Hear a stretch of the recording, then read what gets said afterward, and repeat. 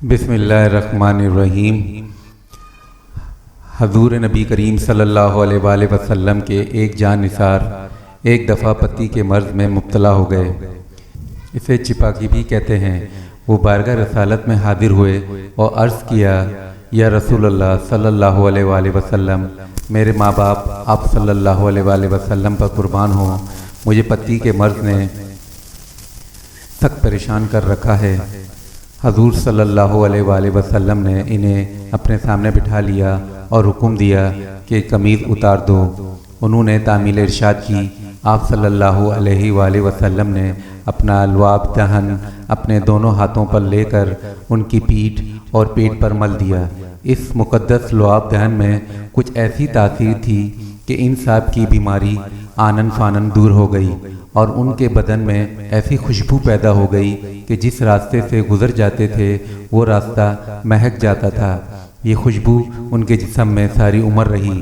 کسی نا آشنا مجلس میں بھی پہنچ جاتے تو اپنی خوشبو کی وجہ سے فوراً پہچان لیے جاتے تھے۔ یہ خوشبو اتنی دل آویز اور مسحور کن ہوتی تھی کہ کسی عمدہ سے عمدہ عطر کی خوشبو بھی اس کے سامنے ہیچ تھی۔ یہ خوش بخت صاحب رسول صلی اللہ علیہ وآلہ وسلم، جن کے بدن میں حضور نبی کریم صلی اللہ علیہ وآلہ وسلم کے لعاب دہن کی برکت کے سبب عمر بھر کے لیے خوشبو پیدا ہو گئی۔ حضرت ابو عبداللہ عتبہ بن فرقد رضی اللہ تعالی عنہ کا تعلق عرب کا مشہور قبیلہ بنو سلیم سے تھا۔ اہل سیر نے حضرت عتبہ رضی اللہ تعالی عنہ کی قبول اسلام کے سال کی تصریح نہیں کی، البتہ اتنا پتہ ضرور چلتا ہے کہ حضرت عتبہ رضی اللہ تعالی عنہ عہد رسالت کے 2 غزووں میں شریک ہوئے، جن میں سے ایک غزوہ خیبر تھا۔ اس سے ظاہر ہوتا ہے کہ وہ غزوہ خیبر سے پہلے مشرف با اسلام ہو چکے تھے۔ فتح خیبر کے بعد رسول کریم صلی اللہ علیہ وآلہ وسلم نے خیبر کی کچھ زمین حضرت عتبہ رضی اللہ تعالی عنہ کو عطا فرمائی۔ انہوں نے اس کی پیداوار 1 سال کے لیے اپنے ماموں کے لیے اور 1 سال کے لیے اپنے چچا کی اولاد کے لیے وقف کر دی۔ چنانچہ 1 سال ان کے ماموں خیبر آتے تھے اور اپنا حصہ وصول کرتے تھے، اور دوسرے سال بنو سلیم سے تعلق رکھنے والے ان کے جدی رشتہ دار آتے تھے اور اپنا حصہ وصول کرتے تھے۔ امیر المومنین حضرت عمر فاروق رضی اللہ تعالی عنہ کے عہد خلافت میں حضرت عتبہ بن فرقد رضی اللہ تعالی عنہ ایک سرفروش مجاہد اور بہادر سپہ سالار کی حیثیت سے سامنے آتے ہیں۔ انہوں نے ایران میں مجوسیوں کے خلاف کئی معرکوں میں داد شجاعت دی۔ 17 ہجری میں حضرت ایاد بن غنم رضی اللہ تعالی عنہ نے جزیرہ عراق فتح کیا تو حضرت عتبہ بن فرقد رضی ایک روایت کے مطابق موصل انہی کے ہاتھ پر فتح ہوا۔ دوسری روایت کے مطابق موصل کو حضرت ایاد بن غنم رضی اللہ تعالی عنہ نے فتح کیا اور اس کے حصے کا امیر حضرت عتبہ رضی اللہ تعالی عنہ کو مقرر کیا۔ وہاں انہوں نے ایک گھر بنایا اور ایک مسجد تعمیر کرائی۔ کس ہجری میں حضرت عمر فاروق رضی اللہ تعالی عنہ نے ایران پر عام لشکر کشی کا حکم دیا تو حضرت عتبہ رضی اللہ تعالی عنہ اور حضرت بکیر بن عبداللہ رضی اللہ تعالی عنہ کو آذربائیجان کی تسخیر پر مامور کیا، اور جن سمتوں سے ان کو پیش قدمی کرنی تھی وہ بھی متعین کر دیں۔ چنانچہ حضرت بکیر رضی تعالی عنہ حلوان کی طرف سے اور حضرت عتبہ رضی تعالی عنہ موصل کی جانب سے آذربائیجان کی طرف بڑھے۔ وہاں پر 2 بھائیوں اسفندیار اور بہرام کی حکومت تھی۔ انہوں نے مقابلہ کیا لیکن شکست کھائی اور جزیرہ دینہ منظور کر کے توق عطات گلے میں پہن لیا۔ اس کے بعد حضرت عمر فاروق رضی تعالی عنہ نے حضرت عتبہ رضی اللہ تعالی عنہ کو سارے صوبے آذربائیجان کا گورنر مقرر کر دیا۔ بعد روایت سے معلوم ہوتا ہے کہ امیر المومنین حضرت عمر فاروق رضی اللہ تعالی عنہ نے حضرت عتبہ رضی اللہ تعالی عنہ کے نام ایک خط میں مسلمانوں کے لیے یہ عمومی ہدایت تحریر کی، نشانہ بازی کی مشق کرو، اپنے لڑکوں کو تیراکی کی مشق کراؤ، گھوڑے کی پیٹھ پر کود کر بیٹھا کرو، دھوپ میں رہا کرو، یہ عربوں کا حمام ہے، بات چیت عربی میں کرو، سادہ زندگی اختیار کرو، موٹا پہنو اور موٹا کھاؤ، مشقت اور تکلیف کی عادت ڈالو، بھائی بھائی بن کر اتفاق سے رہو، عیش و آرام کی زندگی سے پرہیز کرو، ایک دفعہ حضرت اتبا رضی تعالی عنہ نے بارگاہ خلافت میں 40,000 درہم بطور محصول شراب بھیجی۔ حضرت عمر فاروق رضی تعالی عنہ نے اسے ناپسند کیا۔ حضرت اتبا رضی تعالی عنہ کو ایک سخت خط لکھا جس میں ان کو اس قسم کی رقم بھیجنے کی ممانعت کی۔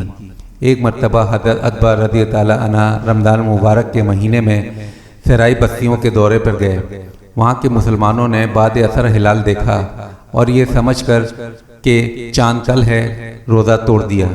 حضرت عمر فاروق رضی اللہ تعالی عنہ کو اس واقعے کی خبر ہوئی تو انہوں نے حضرت اتبا رضی اللہ تعالی عنہ کو لکھا، اگر چاند صبح کو نظر آئے تو روزہ توڑ دو، کیونکہ یہ اس بات کی علامت ہے کہ چاند کل کا ہے، اور اگر چاند دن کے آخری حصے میں نظر آئے تو اس دن کو روزہ پورا کرو، کیونکہ یہ اس بات کی علامت ہے کہ وہ آنے والے کل کا ہے۔ آذربائیجان میں کھجوروں اور گھی کو ملا کر ایک لذیذ حلوہ تیار کیا جاتا تھا جسے عصیر کہا جاتا تھا۔ ایک دفعہ حضرت اتبا رضی اللہ تعالی عنہ نے کافی مقدار میں خسیس تیار کرایا اور اسے 2 پٹاریوں میں بند کر کے 2 آدمیوں کے ہاتھ حضرت عمر فاروق رضی اللہ تعالی عنہ کی خدمت میں بطور تحفہ بھیجا۔ امیر المومنین حضرت عمر رضی تعالی عنہ سمجھے کہ پٹاریوں میں سرکاری روپیہ آیا ہے۔ لانے والوں کے بتانے پر پتہ چلا کہ ان میں خسیس ہے۔ انہوں نے ایک پٹاری کھلوا کر اسے چکھا تو بہت لذیذ پایا۔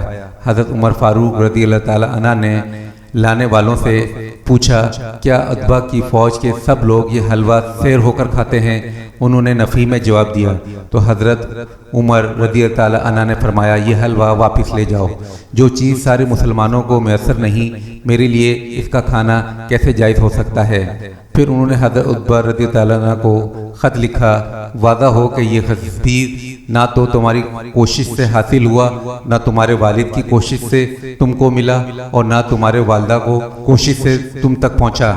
میں تمہیں تاکید کرتا ہوں کہ وہی غذا کھاؤ جو سب مسلمانوں کو آسانی سے مل سکتی ہو، ایسی چیز استعمال نہ کرو جو عام مسلمانوں کو میسر نہیں۔ بعض روایتوں میں ہے اس واقعے کے بعد حضرت عمر رضی تعالی عنہ نے حضرت اتبا رضی اللہ تعالی عنہ کو ایک ساتھ خط لکھ کر عیش و آرام کی زندگی سے پرہیز کرنے کی تاکید کی۔ اپنی امارات آذربائیجان کے زمانے میں ایک مرتبہ حضرت اتبا رضی تعالی عنہ امیر المومنین حضرت عمر رضی تعالی عنہ سے ملنے مدینہ منورہ آئے۔ حضرت عمر رضی تعالی عنہ کے گھر کے باہر پہنچ کر اپنے آنے کی اطلاع دی تو انہوں نے اندر بلا بھیجا۔ اس وقت وہ کھانا کھا رہے تھے۔ حضرت اتبا رضی تعالی عنہ کو بھی اپنے ساتھ شریک ہونے کی دعوت دی۔ وہ بھی دسترخوان پر بیٹھ کے لیکن چند لقمے اٹھا کر کھانے سے ہاتھ کھینچ لیا۔ حضرت عمر فاروق رضی اللہ عنہ نے پوچھا، کیا بات ہے، تم کھانا کیوں نہیں کھا رہے؟ انہوں نے عرض کیا، امیر المومنین، اس کو کھانا میرے بس کی بات نہیں ہے۔ بن چنے کے آٹے کی روٹی اور زیتون کے تیل سے کیسے گزارا کرتے ہیں؟ امیر المومنین نے فرمایا، ہاں بھائی، کرنا ہی پڑتا ہے۔ حضرت اتبا رضی اللہ عنہ نے عرض کیا، لیکن اگر آپ کم از کم آٹا چھنوا لیا کریں اور تیل کی کوئی اچھی قسم استعمال کر لیا کریں تو کیا ہی اچھا ہو۔ حضرت عمر رضی اللہ عنہ نے پوچھا، مگر اس اتبا مجھے یہ بتاؤ کہ تم مسلمان چھنے ہوئے آٹے کی روٹی اور اچھا تیل استعمال کر سکتے ہیں؟ حضرت عمر رضی اللہ عنہ نے عرض کیا، یہ تو ممکن نہیں۔ حضرت عمر فاروق رضی اللہ عنہ نے فرمایا، تو پھر ایسی چیز جو عام مسلمانوں کو میسر نہ ہو میرے لیے کیسے جائز ہو سکتی ہے؟